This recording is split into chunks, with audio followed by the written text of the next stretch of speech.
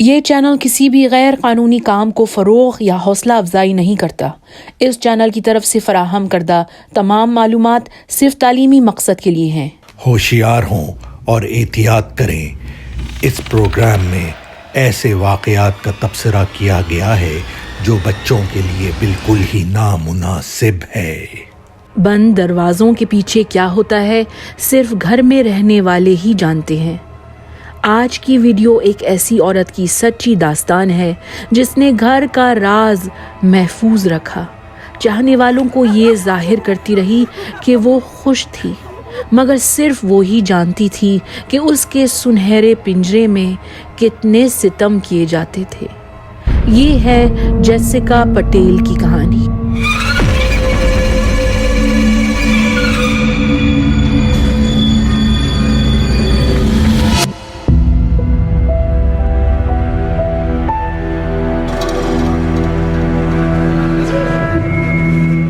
Jessica Patel की पैदाइश West Yorkshire UK में एक हिंदू ख़ानदान में हुई।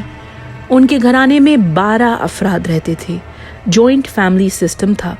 घर में दादा दादी, बाप जयंतीलाल पटेल, माँ हर्षा, बेटियाँ जेसिका, मिनाल और दिव्या, चाचा चाची और उनके 3 बच्चे।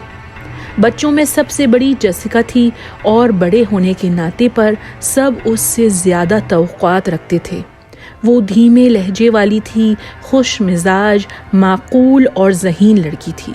जेसिका के चेहरे पर बहुत मासूमियत है और उसको देखकर तो ऐसा लग रहा है कि वो एक प्यारी शख्सियत की मालिक है। सन 2002 शहर लेस्टर की डी मॉन्टफोर्ट यूनिवर्सिटी में पढ़ाई करते हुए जेसिका अपने बचपन के दोस्त मितेश पटेल से मिलती है। मितेश भी एक बड़ी हिंदू फैमिली से ताल्लुक़ रखता था।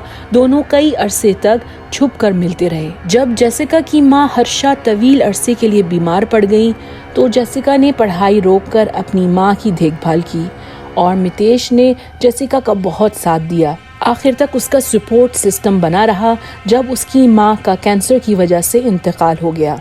सन 2008 में मितेश जेसिका के वालिद से उसका हाथ मांगता है। जयंतीलाल को मितेश कुछ खास पसंद नहीं आया था, लेकिन प्यारी बेटी के बहुत इसरार पर वो राजी हो जाता है।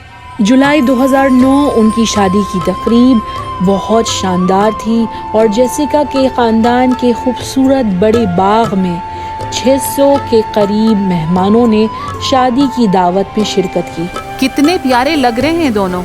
आपकी इस बात पर एक शेर याद आया है। तरसते थे जो हमसे मिलने को कभी, ना जाने क्यों आज मेरे साए से भी वो कतराते हैं। हम भी वही हैं, दिल भी वही हैं, ना जाने क्यों लोग बदल जाते हैं। फरवरी 2010 जेसिका के दादा बीमारी की वजह से अस्पताल में एडमिट थे और कुछ अरसे बाद इंतकाल कर जाते हैं। मितेश जेसिका को ख़ानदान के साथ कुछ दिन रहने से मना कर देता है।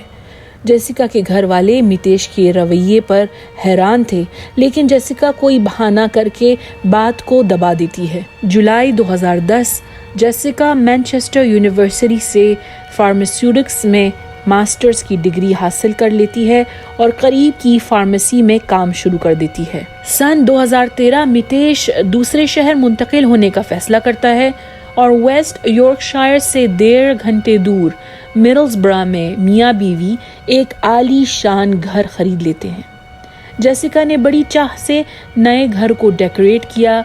उसे उम्मीद थी कि जल्द इस घर में खेल कूद करने वाले छोटे बच्चे पैदा होंगे, लेकिन महीने सालों में बदल जाते हैं और ऐसा नहीं हुआ। अप्रैल 2015 जेसिका और मितेश खुद से फार्मेसी चलाने का परमिट खरीद लेते हैं और मिडलसब्रा की वाहिद फार्मेसी के मालिक बन जाते हैं। चंद माह बाद अक्टूबर 2015 में जेसिका फर्टिलिटी क्लिनिक से राब्ता करती है और उसका IVF ट्रीटमेंट शुरू हो जाता है। IVF बच्चे पैदा करने का वो मेडिकल तरीका है जिसमें मर्द का स्पर्म और औरत के एग्स को जिस्म से बाहर लेबोरेटरी डिश में मिलाया जाता है। जब एक या उससे ज़्यादा एग्स फर्टिलाइज हो जाते हैं तो उन्हें औरत के बच्चेदानी में मुंतकिल कर दिया जाता है। इस सारे तजुर्बे को कामयाब होने में कई महीने, कई साल भी लग सकते हैं। जिसमें औरत को रोज़ाना अपना टेम्परेचर चेक करना होता है, दवाएं विटामिन्स लेना होता है, रोज़ाना इंजेक्शंस लगाने होते हैं। बहुत तकलीफदेह और थका देने वाला काम है, बहुत महंगा भी पड़ जाता है। 3 बार IVF के ट्रीटमेंट्स नाकामयाब हुए। जेसिका बहुत ही उदास रहने लगती है और उसका डॉक्टर उसे डिप्रेशन की गोलियां तजवीज़ करता है। 4थी बार IVF ट्रीटमेंट करवाने के बाद 9 मई 2018 को फर्टिलिटी क्लिनिक के डॉक्टर्स जेसिका और मितेश को खुशखबरी देते हैं कि उनके 3 एग्स फर्टिलाइज हो चुके हैं। उन्हें फ्रीज करके रखा गया है और अगले महीने उन्हें जेसिका के यूट्रस में मुंतकिल कर देंगे। 4 दिन बाद जेसिका ये खुशखबरी अपने ख़ानदान वालों के पास जाकर खुद उन्हें मुस्कुराते हुए खिलखिलाते हुए सुनाती है। लेकिन अफसोस, इस मुलाकात के एक दिन बाद 14 मई 2018 जेसिका की ज़िंदगी का आखिरी दिन था। हाँ, क्या से क्या हो गया? अगले कुछ लम्हों में आप मितेश की असल आवाज़ सुनने वाले हैं। फ़ोन रिकॉर्डिंग उसकी इमरजेंसी पुलिस से राब्ते की है। It's emergency. Oh, hiya. I think we've been burgled and my wife's been attacked. Well, I've just come home. I was just out. I went to get something to eat and see the lads at work and get my laptop. And I've just come home and the house is ransacked. And she's just on the floor. She's got duct tape all over her and she's unconscious. अगर आपने हमारी तबस्सुम खान वाली video देखी है तो आप समझ जाएंगे कि ये फ़ोन कॉल सुनकर मेरा शक सिर्फ मितेश पर क्यों जा रहा है। बीवी ज़मीन पे पड़ी है और ये आदमी खाना, दोस्तों और लैपटॉप की डिटेल्स ऑपरेटर को क्यों बता रहा है? जब पुलिस अफसरान मितेश और जेसिका के घर पहुंचते हैं तो उन्हें जेसिका की लाश मिलती है। उसके हाथ और पाँव डक्ट टेप से बंधे हुए थे। उसका गला इतनी ताकत से दबाया गया था कि उसके वॉइस बॉक्स की हड्डियां टूट चुकी थी। घर में सारे कपड़े दराजों से निकले हुए पड़े थे, जैसे किसी चोर ने कीमती चीज़ें ढूंढने की कोशिश में सारा घर उलट पुलट कर दिया हो। जेसिका का फ़ोन घर के ड्राइववे से मिला, जैसे कि जल्दी में चोर ने फ़ोन बाहर गिरा दिया हो। पुलिस अफसरान मितेश को थाने ले जाकर उससे पूछगूछ करते हैं। मितेश उन्हें बताता है कि 7:10 पर जेसिका फार्मेसी में ड्यूटी करके घर आ गई थी। कुछ देर बाद मितेश जेसिका के कहने पर पिज़्ज़ा खरीदने बाहर जाता है और जब 8:20 पर वो घर वापस पहुंचा तो उसे जेसिका की लाश मिली। पुलिस ने मितेश से पूछा कि उसकी गर्दन पर निशान क्यों हैं। उसने बताया कि दोपहर को जिम में वेट लिफ्टिंग करते हुए उसे डंबल से खरोंचे लग गए थे। पुलिस डिटेक्टिव्स मितेश का बयान लिख लेते हैं। उसका सेलफोन जब्त करने के बाद उसे ताकीद करते हैं कि वो कोई करीब के होटल में कमरा ढूंढ ले, क्योंकि उसके घर में फोरेंसिक टीम को अपनी तफ्तीश जारी रखनी है। मितेश जेसिका की फैमिली को उसके कत्ल की इत्तला देता है। उसकी साली मिनाल और ससुर जे मितेश को गले लगाकर फूट फूट कर रोते हैं, लेकिन वो उसे हौसला भी दिलाते हैं, उसका ख्याल रखते हैं। पुलिस अफसरान पिज़्ज़ा रेस्टोरेंट रोमानोज जाकर उनके CCTV कैमरे की फुटेज लेते हैं। वही बताए हुए वक्त पर मितेश नज़र आता है, पिज़्ज़ा का ऑर्डर इत्मीनान से देते हुए, दुकानदार से गपशप करते हुए। अलबत्ता घर की तलाशी लेते हुए पुलिस डिटेक्टिव्स ने इस केस की कई तफसीलात को बहुत मशकूक पाया। 1. घर का अगला और पिछला दरवाज़ा बिल्कुल सलामत था। खिड़कियां टूटी नहीं थीं, कहीं से नहीं लग रहा था कि कोई ज़बरदस्ती घर में दाखिल हुआ है। 2.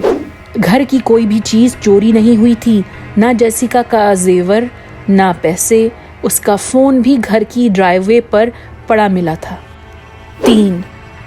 1 साल पहले जेसिका और मितेश ने घर के दरवाज़ों के सामने सिक्योरिटी कैमरेज लगाए थे और सिक्योरिटी सिस्टम की मशीन अलमारी में रखी थी।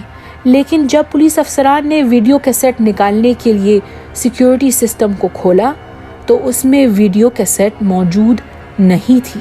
ना दरवाजे की तोड़ फोड़ हुई, ना कोई चीज़ चोरी हुई और चोर को ये भी मालूम था कि कैमरे की फुटेज कहाँ से निकलेंगी। वाह भाई वाह। मितेश की फ़ोन की छानबीन करने के बाद तो कोई शक बाकी नहीं रहा। मितेश के पास एक आईफोन था और उसमें हेल्थ की एप्लीकेशन ऑन हुई थी। ये ऐप उसके कदमों को गिन रही थी। सीढ़ियाँ चढ़ रहा था तो जब भी दिल की धड़कन मॉनिटर कर रही थी। जेसिका के घर में दाखिल होने के फौरन बाद मितेश के फ़ोन ने सब कुछ रिकॉर्ड कर लिया। 20 मिनट तक घर की दहलीज में उसके दिल की धड़कन बहुत तेज़ थी। इस दौरान मितेश ने जेसिका के मुंह पर टेस्को स्टोर का थैला चढ़ाया था। उन दोनों की हाथापाई हुई।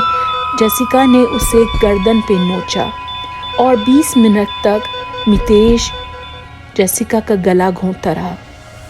फिर फ़ोन की ऐप ने ये सबूत दिया कि अगले 18 मिनट तक मितेश ऊपर नीचे की मंजिलों में इधर उधर दौड़ता रहा, डकैती का मंजर बनाने के लिए चीज़ें उलट पुलट की। डिटेक्टिव्स ने यह भी दरियाफ्त किया कि मितेश के फ़ोन में ग्राइंडर एप्लीकेशन डाउनलोड हुई थी।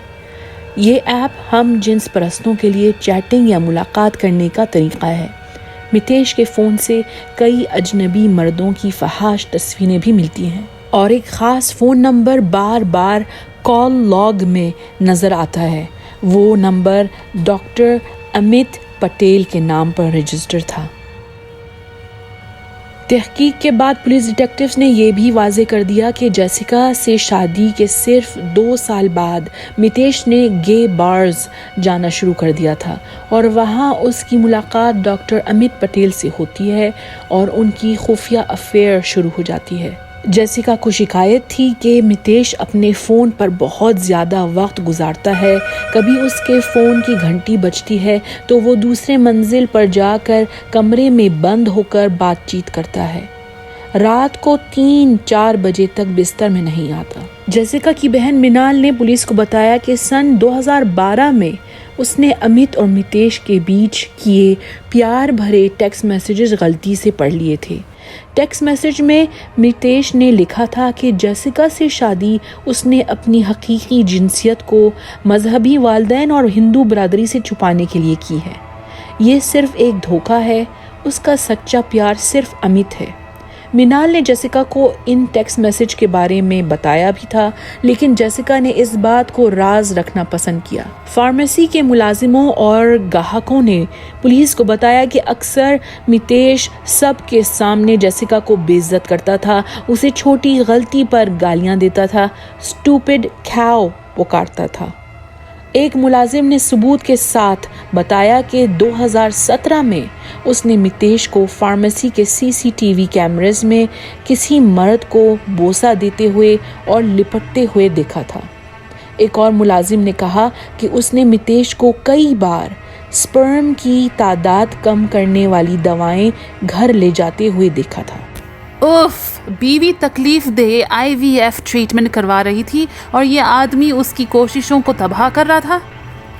घर की छानबीन करते हुए डिटेक्टिव्स को बिस्तर के नीचे एक सूटकेस मिला और कपड़ों के बीच छुपी हुई सिक्योरिटी कैसेट वीडियो उनके हाथ लग गई। सीसीटीवी फुटेज से पता चला कि जेसिका घर में 7:10 पर दाखिल हुई।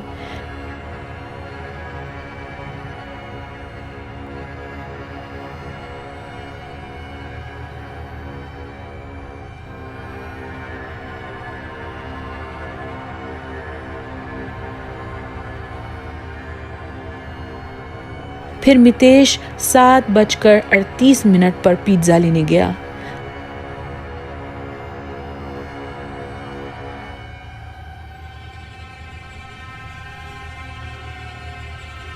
आठ 8:20 पर वो घर वापस आया। उसने सीसीटीवी कैसेट को निकाल कर छुपा दिया और फिर 8:22 पर पुलिस को फ़ोन किया।